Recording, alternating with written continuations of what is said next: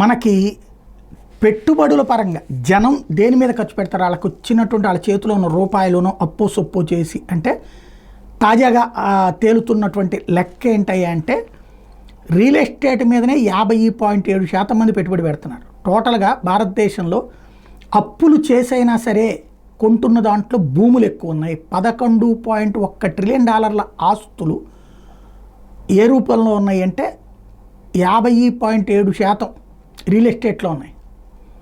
బంగారం మీద 15.5%, ఫిక్స్డ్ డిపాజిట్లు కేవలం 14%, ఇన్సూరెన్స్ 5.9%, ప్రావిడెంట్ పెన్షన్ ఫండ్స్లో కేవలం 5.8%, షేర్ మార్కెట్లో పెట్టుబడి పెడుతుంది ఇండియన్స్ 4.7%, క్యాష్ రూపంలో చేతిలో పెట్టుకుంటుంది 3.4%.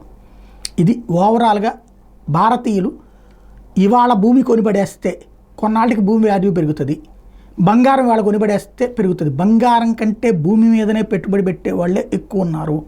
ఇది తాజాగా అధ్యయనంలో తేలిన అంశం.